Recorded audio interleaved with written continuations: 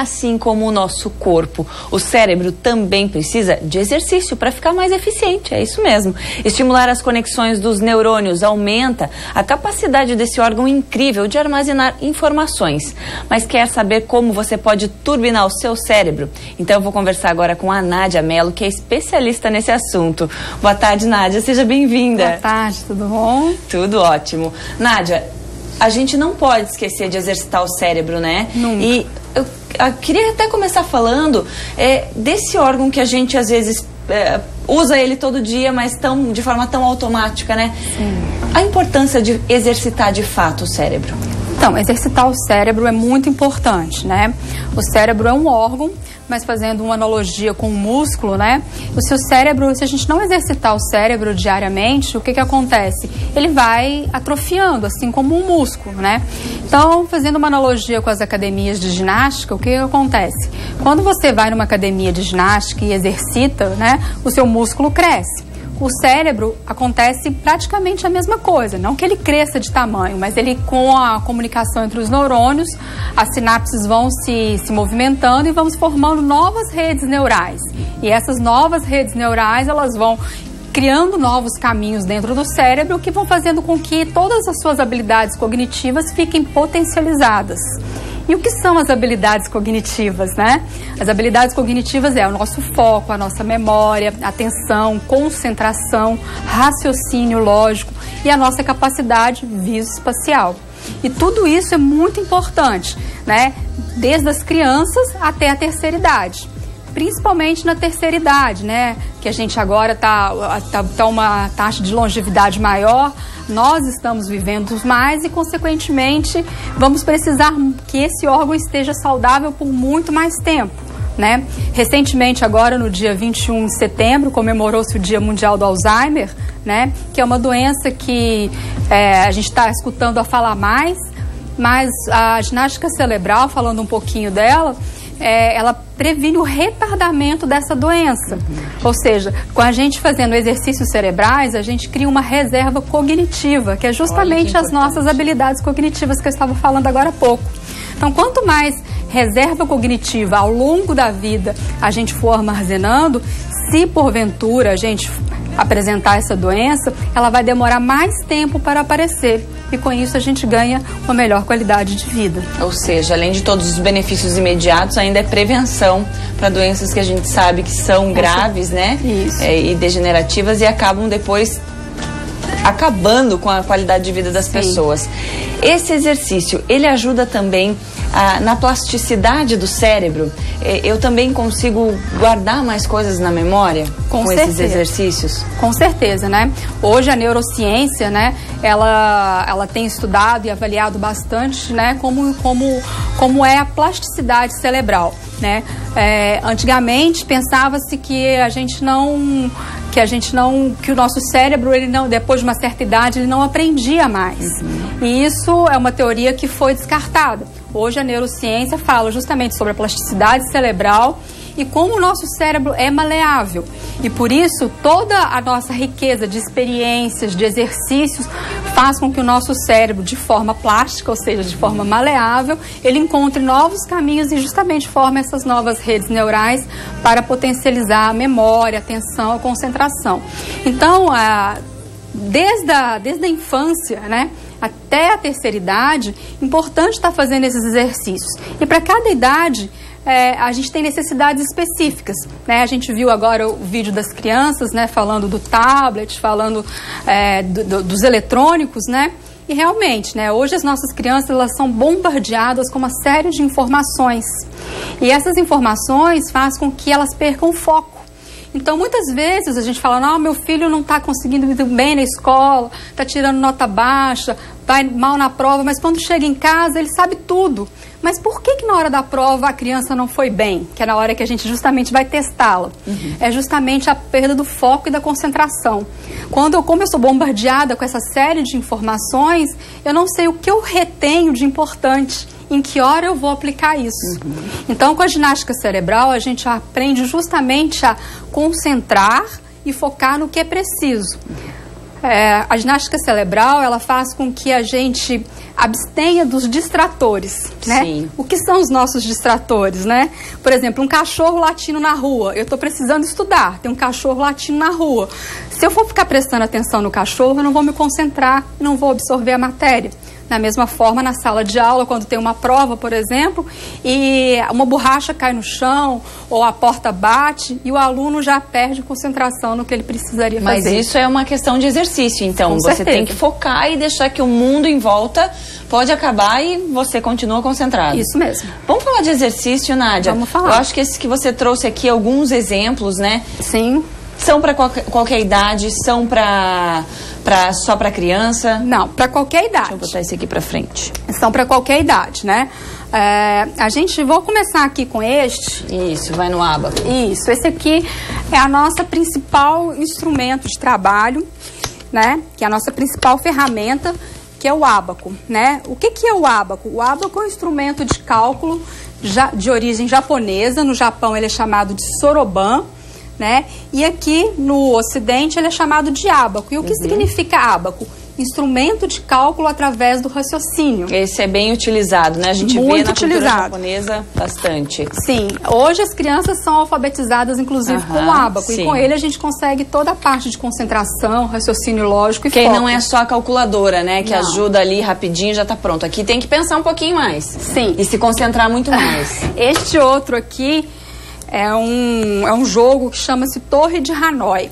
É um jogo de raciocínio e de habilidade visoespacial. E também o foco. Por quê? Porque eu tenho que tirar todos esses elementos e passar toda essa torre para um desses pinos. Um por um, que fique claro.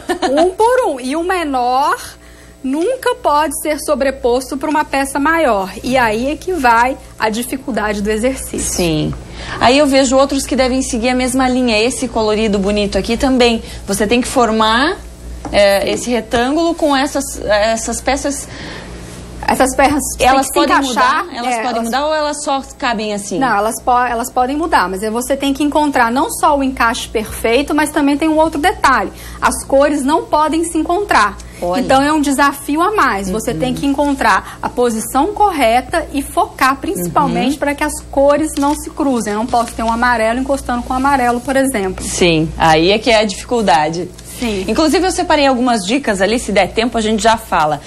Jogadama ou outros jogos que estimulem o raciocínio. Isso também é bom, né, Nádia? Sim. Qualquer tipo de exercício ele é muito bom. Tanto a leitura como os exercícios. O importante é você criar sempre desafios para o seu cérebro. Para que ele não fique na zona de conforto. Não dá para sentar na frente da televisão e só assistir e não pensar naquilo ali. Isso não ajuda. O cérebro se acomoda. Com certeza. Então tem que estimulá-lo. Mude o seu percurso habitual pelos corredores do supermercado. Isso ajuda também, assim como voltar para casa, ir para o trabalho? Sim, é muito importante. Por exemplo, uma dica que eu dou para os meus alunos é o seguinte: fazer a lista de supermercado em casa por seção, né, de supermercado, por exemplo, seção de frio, seção de grãos, seção de verduras, e depois ir percorrendo o supermercado sem olhar a lista, porque você já guardou tudo na cabeça. Essa eu quero ver se dá para colocar na tela. Faça neuróbica. Sabe o que é isso? Sabe quando você lê um texto que está todo... Olha, ó. Tenta ler esse texto que está aí na sua tela. Leia este texto ao contrário. Isso é essa tal de neuróbica. Isso também mostra que a gente consegue ler, a habilidade do nosso cérebro de conseguir, mesmo que as letras estejam em ordem aleatória. Sim, a neuróbica nada mais é que tirar o nosso cérebro da zona de conforto que a gente está falando. Porque a gente consegue fazer coisas, às vezes, cotidianas, mas de formas diferentes. Como, por exemplo, ler de trás para frente. E isso olhar o relógio ao contrário. Trocar ele de pulso também ajuda? Trocar ele de pulso, principalmente, né, se você está acostumado a sempre ver, você vai automaticamente num pulso e você lembra que está no outro. Mas que isso seja de uma forma frequente, porque depois de um certo momento você já lembra e aí não vale mais. Não vale. Quando começou a acostumar, já olhou no lado certo, já muda de novo. Isso mesmo. Né? Nossa quarta dica: escreva com a mão que não é a dominante. Ou seja, se você é destro, escreve com a esquerda, né? Com a canhota. E vice-versa. Isso mesmo. né? Assim como, por exemplo, escrever de cabeça para baixo. O que isso estimula no cérebro?